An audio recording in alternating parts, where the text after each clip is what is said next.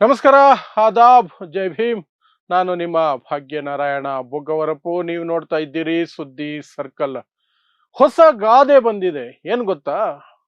ಆಡು ಮುಟ್ಟದ ಸೊಪ್ಪಿಲ್ಲ, ನರೇಂದ್ರ ಮೋದಿ ಹೆದರದ ವಿಚಾರ ಇಲ್ಲ ಅಂತ. ನರೇಂದ್ರ ಮೋದಿಗೆ ಈಗ ಏನು ಕಂಡ್ರು ಭಯ. ಸಂಸತ್ತಿಗೆ ಬರೋದಕ್ಕೂ ಭಯ, ವಿದೇಶಾಂಗ ವಿಚಾರಗಳಲ್ಲಿ ಹೇಳಿಕೆ ಕೊಡೋದಕ್ಕೂ ಭಯ, ಪ್ರತಿಕ್ರಿಯೆ ಕೊಡೋದಕ್ಕೂ ಭಯ, ಇನ್ನು ಕೊನೆಗೆ ಆರ್ಟಿಕಲ್ಗಳನ್ನ ಕಂಡ್ರು ಭಯ. ಈಗ ಕಾರ್ಟೂನ್ ಅನ್ನ ಕಂಡ್ರು ಭಯ. ಕಾರ್ಟೂನ್ ಒಂದು ಪ್ರಕಟ ಆಗಿದೆ. ಇರಾನ್ ವಿಚಾರದಲ್ಲಿ, ಖಾಮಿನಿ ಹತ್ಯೆ ವಿಚಾರದಲ್ಲಿ ನರೇಂದ್ರ ಮೋದಿಯ ಮೌನವನ್ನ ಪ್ರಶ್ನಿಸಿ, ಇರಾನ್ನ ನೌಕಾಪಡೆಯ ಹಡಗನ್ನ ಅಮೆರಿಕ ಹೊಡೆದು ಉರುಳಿಸ್ತಲ್ಲ ಹಿಂದೂ ಮಹಾಸಾಗರದಲ್ಲಿ, ಅದರ ಮೌನವನ್ನ ಪ್ರಶ್ನಿಸಿ ಒಂದು ಕಾರ್ಟೂನ್ ಅನ್ನ ಹಾಕಿದ್ರೆ ಸತೀಶ್ ಆಚಾರ್ಯ ಅವರು, ಆ ಕಾರ್ಟೂನ್ಗೆ ಹೆದರಿ ಎಕ್ಸ್ಗೆ ನೋಟಿಸ್ ಕೊಟ್ಟು ಎಕ್ಸ್ ಇಂದ ಅದನ್ನ ಬ್ಲಾಕ್ ಮಾಡಿಸಿದ್ದಾರೆ. ಇನ್ನು ಸತೀಶ್ ಆಚಾರ್ಯಗೆ ಯಾವ ರೀತಿ ನೋಟಿಸ್ ಕೊಡ್ತಾರೋ ಏನ್ ಮಾಡ್ತಾರೋ ಅದು ಮುಂದಿನ ದಿನಗಳಲ್ಲಿ ನೋಡಬೇಕು. ಒಟ್ನಲ್ಲಿ ಆ ಕಾರ್ಟೂನ್ ಎಕ್ಸ್ ಇಂದ ಈಗ ಮಾಯ ಆಗಿದೆ. ಸೊ ಆ ಕಾರ್ಟೂನ್ ಅಲ್ಲಿ ಏನಿದೆ, ಅದರ ಚಿತ್ರ ಅಂತೂ ನೀವು ಪಕ್ಕದಲ್ಲಿ ನೋಡ್ತಾ ಇದ್ದೀರಿ. ಆ ಕಾರ್ಟೂನ್ ಅಲ್ಲಿ ಇರುವಂತಹ ವಿಚಾರ ಏನು, ಅದರ ಬಗ್ಗೆ ಒಂದಷ್ಟು ವಿಶ್ಲೇಷಣೆಯನ್ನ ತಿಳಿಸೋ ಪ್ರಯತ್ನವನ್ನು ಮಾಡ್ತೀನಿ. ಸೊ ನಿಮಗೆಲ್ಲ ಗೊತ್ತೇ ಇದೆ, ಅಮೆರಿಕ ಇಸ್ರೇಲ್ ಸೇರ್ಕೊಂಡು ಇರಾನ್ ಜೊತೆಗೆ ಯುದ್ಧಕ್ಕೆ ಹೋದ್ರು. ಅದು ಸಹ ಈಗ ಪ್ರತಿ ದಾಳಿ ನಡೆಸ್ತಾ ಇದೆ, ಒಬ್ರಿಗೊಬ್ರು ಹೊಡೆದಾಡ್ತಿದ್ದಾರೆ. ಇದರ ನಡುವೆ ವಿಶ್ವಗುರು ಅಂತ ಹೇಳ್ಕೊಂಡು ಬಿಲ್ಡಪ್ ಕೊಟ್ಕೊಂಡು ಓಡಾಡುವಂತಹ ವ್ಯಕ್ತಿ, ಅದರ ಜೊತೆಗೆ ಒಂದು ಫೋನ್ ಕಾಲ್ಗೆ ಯುದ್ಧ ನಿಲ್ಲಿಸಬಲ್ಲೆ, ಯಾವುದೇ ಯುದ್ಧ ನಿಲ್ಲಿಸಬಲ್ಲೆ ಅಂತ ತನ್ನ ಭಕ್ತ ಗಣಗಳಿಂದ ಸುಳ್ಳು ಬೊಗಳಿಸುವಂತಹ ವ್ಯಕ್ತಿ ಏನು ಮಾತಾಡ್ತಿಲ್ಲ, ಮೌನವೋ ಮೌನ. ಅದರ ಜೊತೆಗೆ ಅಮೆರಿಕ ಏನು ಹೇಳಿದ್ರೆ, ಟ್ರಂಪ್ ಏನು ಹೇಳಿದ್ರೆ ಅದಕ್ಕೆ ಶಿರಸಾವಹಿಸಿ ಒಪ್ಪಿಕೊಂಡು ಗುಲಾಮಗಿರಿಯ ರೀತಿಯಲ್ಲಿ ಶರಣಾಗಿರೋದನ್ನ ಮಾತ್ರ ನಾವೆಲ್ಲರೂ ಗಮನಿಸ್ತಾ ಇದ್ದೀವಿ. ಇಡೀ ಜಗತ್ತು ಗಮನಿಸ್ತಾ ಇದೆ. ಟ್ರಂಪ್ ಎಷ್ಟು ಬೈದ್ರು, ಅಮೆರಿಕ ಎಷ್ಟು ಬೈದ್ರು ಅದಕ್ಕೆ ಪ್ರತಿಕ್ರಿಯೆ ಕೊಡೋದಿಲ್ಲ. ಟ್ರಂಪ್ ಇಂಥ ಜಾಗದಿಂದ ಆಯಿಲ್ ಖರೀದಿ ಮಾಡಬಾರ್ದು ಅಂದ್ರೆ ಮಾಡಲ್ಲ, ಇಂಥ ಜಾಗದಿಂದ ಖರೀದಿ ಮಾಡಬೇಕು ಅಂದ್ರೆ ಮಾಡಬೇಕು, ಇಂಥ ದೇಶದ ಜೊತೆ ವ್ಯಾಪಾರ ಮಾಡಬಾರ್ದು ಅಂದ್ರೆ ಮಾಡಲ್ಲ, ಇಂಥ ದೇಶದ ಜೊತೆನೆ ವ್ಯಾಪಾರ ಮಾಡಬೇಕು ಅಂದ್ರೆ ಮಾಡ್ತೀವಿ. ಏನು ಹೇಳಿದ್ರೆ ಅದು ಕೊನೆಗೆ ಕೆಲವರು ಪ್ರಶ್ನೆ ಕೇಳುವ ಹಂತಕ್ಕೆ ಬಂದಿದ್ದಾರೆ. ಏನು ಅಂದ್ರೆ, ಈ ದೇಶಕ್ಕೆ ಪ್ರಧಾನಮಂತ್ರಿ ಯಾರು, ನರೇಂದ್ರ ಮೋದಿನ ಟ್ರಂಪ? ಈ ಟ್ರೆಂಡು ಆಪರೇಷನ್ ಸಿಂಧೂರದಿಂದ ಶುರುವಾಗಿದ್ದು, ಅದಕ್ಕಿಂತ ಹಿಂದೆ ಈ ಮಟ್ಟಕ್ಕೆ ಇರಲಿಲ್ಲ. ಆದರೆ ಆಪರೇಷನ್ ಸಿಂಧೂರದಿಂದ ಇಲ್ಲಿಯವರೆಗೆ ಬಗ್ಗಿದ್ದೇ ಬಗ್ಗಿದ್ದು ನಡು ಮುರಿದು ಹೋಗುವ ಮಟ್ಟಕ್ಕೆ ಬಗ್ತಾ ಇದ್ದಾರೆ ನರೇಂದ್ರ ಮೋದಿ, ಅಮೆರಿಕ ಮತ್ತು ಡೊನಾಲ್ಡ್ ಟ್ರಂಪ್ ಗೂಂಡಾಗಿರಿಯ ಮುಂದೆ.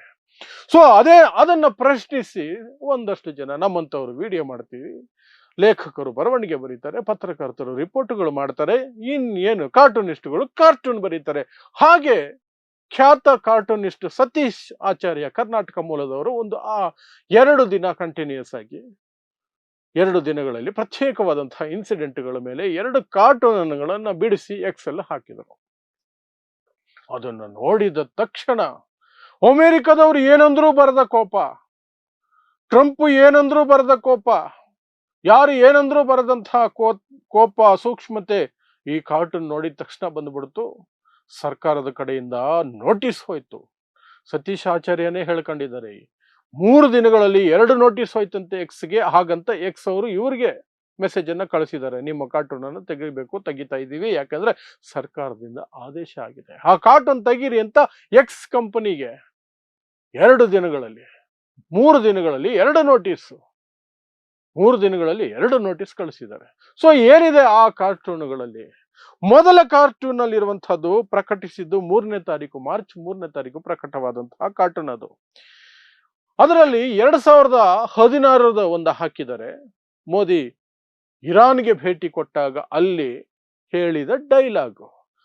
ಮೋದಿ ಫಾರಿನ್ಗೆ ಹೋದ್ರೆ ನಡ್ಕೊಳ್ಳೋ ರೀತಿ ಇದೆಯಲ್ಲ, ಭಾರತದಲ್ಲಿದ್ರೆ ಏನೋ ಶೋಕಾಚರಣೆಯಲ್ಲಿದ್ದಂಗೆ, ಮುಖದಲ್ಲಿ ನಗು ಇರಲ್ಲ, ಗೆಲುವಿರಲ್ಲ, ಎಂಥದ್ದು ಇರಲ್ಲ, ಯಾವಾಗ್ಲೂ ಆತಂಕದಲ್ಲೇ ಇರೋದು. ಅದೇ ವಿದೇಶಕ್ಕೆ ಹೋದ್ರೆ ಸಾಕು, ಕಕ್ಕಪಿಕ್ಕಿ ನಗ್ತಾನೆ ಇರೋದು. ಏನ್ ಅರ್ಥ ಆಗುತ್ತೋ ಅರ್ಥ ಆಗಲ್ವೋ, ಎದುರುಗಡೆ ಮನುಷ್ಯ ಏನ್ ಮಾತಾಡ್ತಿದಾರೋ, ಏನ್ ಅನ್ಕೊಳ್ತಾರೋ, ಏನು ಯಾವುದಕ್ಕೂ ಕೇರ್ ಮಾಡಲ್ಲ, ನಗ್ತಾ ಇರೋದಷ್ಟೇ. ಅದರ ಜೊತೆಗೆ ತಬ್ಕೊಂಡ್ಬಿಡೋದು, ಎಳೆದು ತಬ್ಕೊಂಡ್ಬಿಡೋದು ಬೇರೆ ದೇಶದ ನಾಯಕರನ್ನ. ಸೊ ಅದು ಅಲ್ಲಿ. ಸೊ ಇಲ್ಲಿ ಇರಾನ್ಗೆ ಹೋಗಿದ್ರಲ್ಲ 2016ರಲ್ಲಿ, ಆಗ ನರೇಂದ್ರ ಮೋದಿ ಹೇಳಿದಂತಹ ಡೈಲಾಗ್ ಅನ್ನ ಅದರ ಪಕ್ಕದಲ್ಲಿ ಖಾಮಿನಿ ಹತ್ಯೆ ಆದಾಗ ಮೋದಿಯ ಸೈಲೆನ್ಸ್ ಅನ್ನ ಬಿಂಬಿಸಿ ಎರಡು ಕಾರ್ಟೂನ್ಗಳನ್ನು ಹಾಕಿ ಸತೀಶ್ ಆಚಾರ್ಯ ಅದನ್ನ ವಿವರಿಸಿದ ರೀತಿಯಲ್ಲಿ. ಅಂದ್ರೆ ಕಾರ್ಟೂನಲ್ಲಿ ನಿಮ್ಗೆ ವಿವರಣೆ ಇರಲ್ಲ, ಕಾರ್ಟೂನ್ ನೋಡಿದ್ರೇನೆ ಗೊತ್ತಾಗ್ಬಿಡುತ್ತೆ.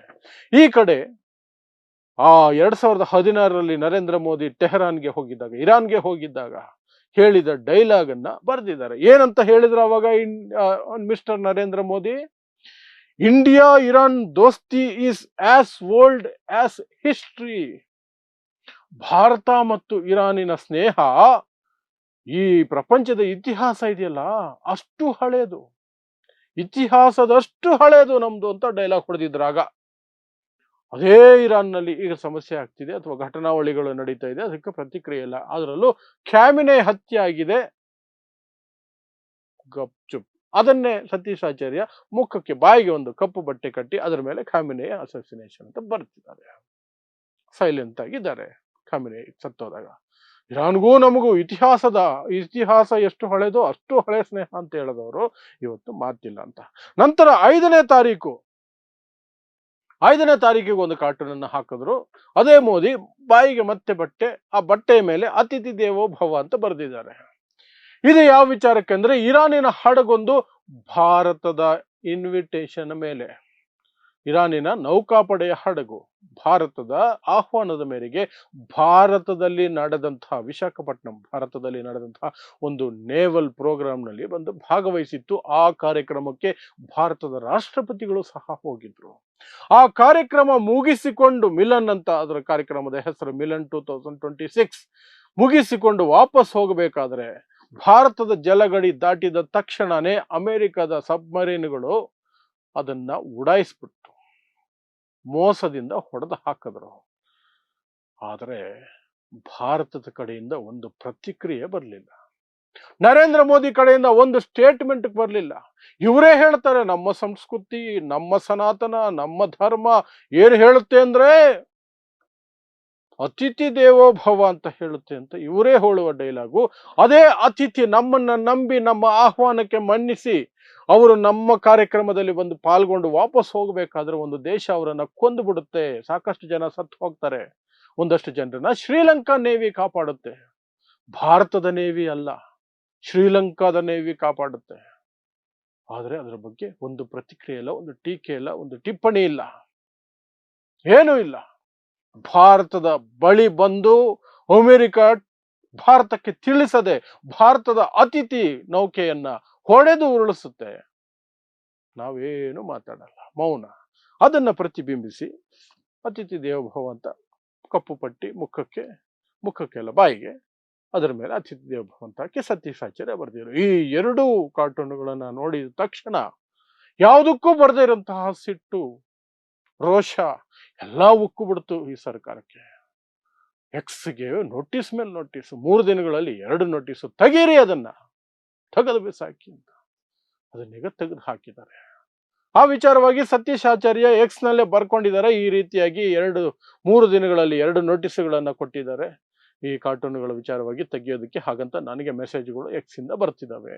ಅದರ ಜೊತೆಗೆ ಸತೀಶ್ ಆಚಾರ್ಯ ಒಂದು ವಿಚಾರ, ಮುಖ್ಯವಾದ ವಿಚಾರ ಹೇಳಿದ್ರು. ಏನು ಅಂದ್ರೆ, ಯಾವಾಗ ಸರ್ಕಾರಗಳು ಯಾವುದನ್ನಾದ್ರೂ ಈ ರೀತಿಯಾದಂತಹ ಕ್ರಿಯಾತ್ಮಕವಾದಂತಹ ಒಂದು ಬರವಣಿಗೆಯನ್ನು, ಕಾರ್ಟೂನು ಅದನ್ನು ತೆಗಿಬೇಕು ಅನ್ನುತ್ತೋ ಆಗಲೇ ಅದು ಹೆಚ್ಚು ಜನರನ್ನ ತಲುಪೋದು. ಇಲ್ಲದೆ ಹೋಗಿದ್ರೆ ಕೆಲವರು ಮಾತ್ರ ಗಮನಿಸ್ತಿರ್ತಿದ್ರು. ಈಗ ನೋಡಿ ಎಲ್ಲ ಕಡೆ ಸುದ್ದಿಯಾಗಿ ಎಲ್ಲರೂ ಗಮನಿಸ್ತಾರೆ, ಅದು ಅಂತ ನಿಜಾನೇ ಅದು. ಅದನ್ನ ಬ್ಲಾಕ್ ಮಾಡದೆ ಹೋಗಿದ್ದಿದ್ರೆ ಅಥವಾ ರಿಮೂವ್ ಮಾಡದೆ ಹೋಗಿದ್ರೆ, ಬ್ಯಾನ್ ಮಾಡದೆ ಹೋಗಿದ್ದಿದ್ರೆ ನಾನು ವಿಡಿಯೋ ಮಾಡ್ತಿರ್ಲಿಲ್ವಲ್ಲ, ಅದ್ರ ಬಗ್ಗೆ ನಿಮಗೂ ಸಾಕಷ್ಟು ಜನಕ್ಕೆ ಗೊತ್ತಾಗ್ತಿರ್ಲಿಲ್ವಲ್ಲ. ನೀವು ತುಂಬಾ ಗಂಭೀರವಾಗಿ ಫಾಲೋ ಮಾಡಿದ್ರೆ ಮಾತ್ರ ಗೊತ್ತಾಗಿರೋದು, ಇಲ್ಲದೆ ಹೋದ್ರೆ ನನ್ನ ವಿಡಿಯೋ ಮೂಲಕ ಒಂದಷ್ಟು ಸಾವಿರ ಜನಕ್ಕೆ ಗೊತ್ತಾಗ್ತಿದೆಯಲ್ಲ. ಅದನ್ನೇ ಸತೀಶ್ ಆಚಾರ್ಯ ಹೇಳಿದ್ದು, ನೀವು ಆ ರೀತಿ ಮಾಡಿದಾಗ ಇನ್ನೂ ಹೆಚ್ಚು ಜನರನ್ನ ತಲುಪುತ್ತೆ ಅಂತ. ಅದು ಬ್ಲಾಕ್ ಮಾಡಿದ ತಕ್ಷಣ ಇದು ಇಂಟರ್ನೆಟ್ ಯುಗ, ಎಲ್ಲೂ ಸಿಗಲ್ವಾ? ನೀವು ಸುಮ್ಮನೆ ಗೂಗಲ್ ಅಲ್ಲಿ ಹಾಕಿ Satish Acharya Narendra Modi Iran issue silence cartoon ಅಂತ ಹಾಕಿ, ಹಂಗೇ ಬರ್ತಾ ಇದೆ, ಅದು ಅಲ್ಲೇ ಇದೆ. ಎಕ್ಸ್ ಇಂದ ಬ್ಲಾಕ್ ಮಾಡಿಸ್ಬಿಟ್ರೆ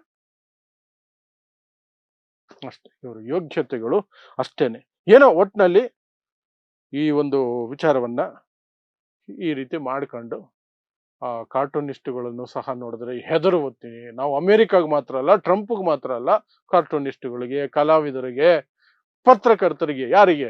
ಒಳ್ಳೆ ಪತ್ರಕರ್ತರು, ನಿಜವಾದ ಪತ್ರಕರ್ತರು, ನಿಯತ್ತಿನ ಪತ್ರಕರ್ತರು, ಈ ಎಂಜಲುಗಳು ನೆಕ್ಕಿಕೊಂಡು ಅವರ ಬೂಟು ನೆಕ್ಕಿ ದಿನ ಬೆಳಗಾದ್ರೆ ಮೊನ್ನೆ ಎಲ್ಲ ಸುದ್ದಿ ಮಾಡ್ತಿದ್ರಲ್ಲ, ಅಮೆರಿಕಾಗೆ ಒಂದು ಫೋನ್ ಮಾಡಿದ್ರೆ ಸಾಕು, ಇರಾನ್ಗೆ ಒಂದು ಫೋನ್ ಮಾಡಿದ್ರೆ ಸಾಕು, ಇಸ್ರೇಲ್ ಒಂದು ಫೋನ್ ಮಾಡಿದ್ರೆ ಸಾಕು, ನರೇಂದ್ರ ಮೋದಿ ಯುದ್ಧ ನಿಲ್ಲಿಸ್ಬೋದು ಅಂತ.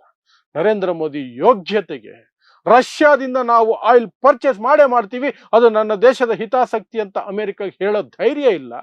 ಅವ್ರು ಹೇಳಿದ ತಕ್ಷಣ ಅದನ್ನ ಬಂದ್ ಮಾಡ್ಕೊಂಡ್ರು, ಯುದ್ಧ ನಿಲ್ಲಿಸ್ಬಿಡ್ತಾರಂತೆ. ಯುದ್ಧ ಅಸಹ್ಯ ಹುಟ್ಟುತ್ರಿ, ಅಸಹ್ಯ ಹುಟ್ಟುತ್ತೆ ಅಷ್ಟೆ. ಸೊ ಇದಿಷ್ಟು ಈ ವಿಚಾರಗಳು, ಸತೀಶಾಚಾರ್ಯ ವಿಚಾರದಲ್ಲಿ ಕಾರ್ಟೂನ್ ಅನ್ನ ತೆಗೆಸಿರೋದು ಎಕ್ಸ್ ಇಂದ ಅಷ್ಟೇ. ಸೊ ಇಂತಹದೇ ವಿಶೇಷ ಸುದ್ದಿಗಳಿಗಾಗಿ ನೋಡ್ತಾ ಇರಿ ಸುದ್ದಿ ಸರ್ಕಲ್. ನಾನು ನಿಮ್ಮ ಭಾಗ್ಯನಾರಾಯಣ ಬೊಗವರಪು.